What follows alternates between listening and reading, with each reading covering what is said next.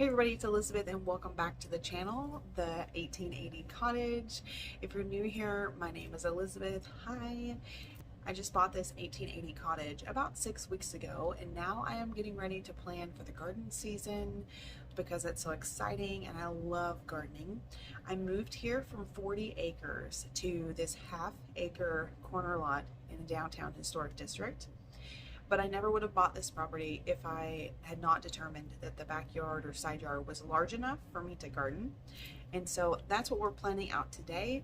Come along while I'm going to put some music to while I put the fundamental pieces together, and then I'll talk you through what I'm doing, tips that I have on how to space plan for a garden, and what I plan on doing in this space. And if this is the first time you've seen this channel or a video by me and you're curious about what this space looks like, I'll link a video to the one I put out just before this, and that is showing this space. And today we're going on to the next step of planning it out.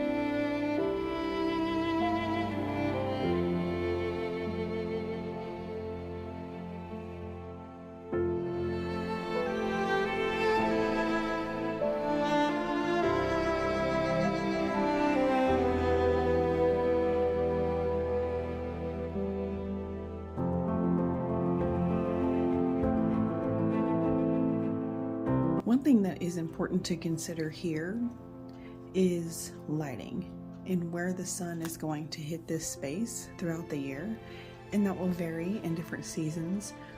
Where it's going to hit it in the spring will be different than the summer and will be different from the fall. So that's why I pull it up on Google Maps just to make sure that I remembered correctly.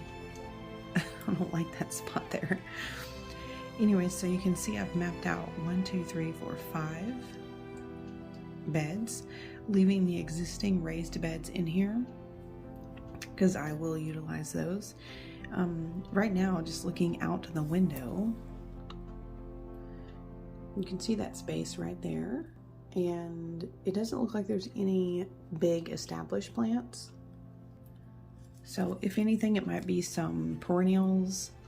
Nothing was cut back from the summer, so I don't think there's much in there, but we will fill that in. And one thing that I'm going to go ahead and add in this plan is that in this bed right about here to, let's see, we've got the bump out there to there, so to here. This section of fencing right here, even when the trees are all filled in with leaves, I have a great visual shot to 2 of my neighbor's windows, and I do not like that. So I plan to put in shrubs here, fast growing evergreen shrubs, because then the majority of the year, the just kind of intrusive view to the neighbors will be blocked. So that's what that will be. And then this will all be underplanted with perennials and fun stuff we'll figure out later.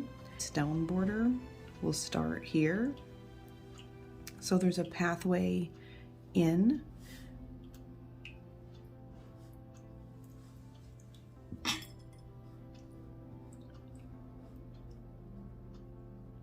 I don't know yet what I'm going to do over here. I'm just going to kind of leave this space kind of free, because what I had mentioned to you guys before was coming in and doing like a lean-to greenhouse here. Very small, like 8 or 9 feet wide.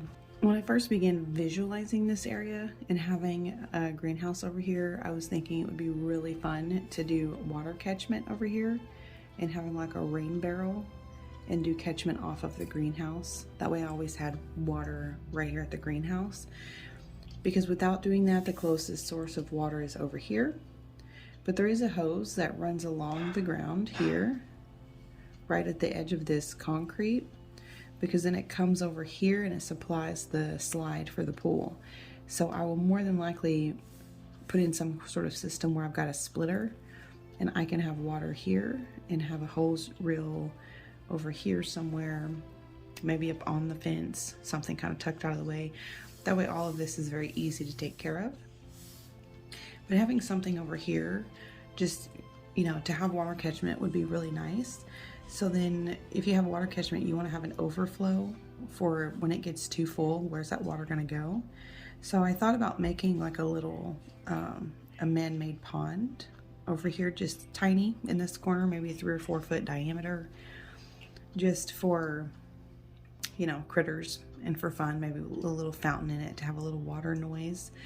And if I did do that whole thing, then this right here would probably be compost.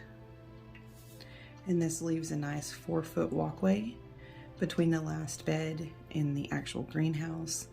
And then, you know, that's a lot of stuff in there. That's actually about 315 square feet, not including the landscape beds there. And then this all out here is grass.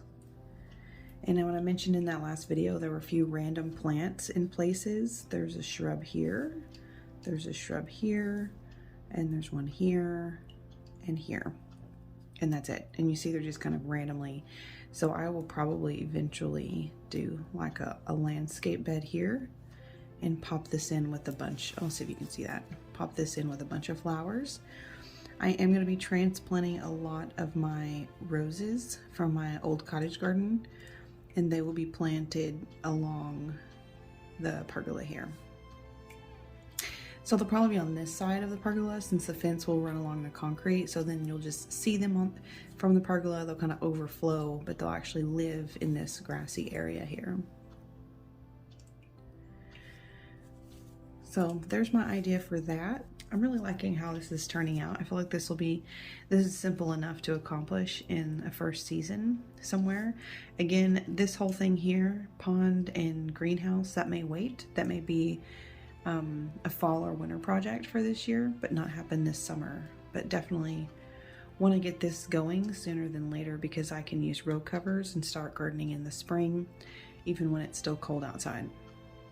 So I hope you guys enjoyed this look at my plans. I'm really excited.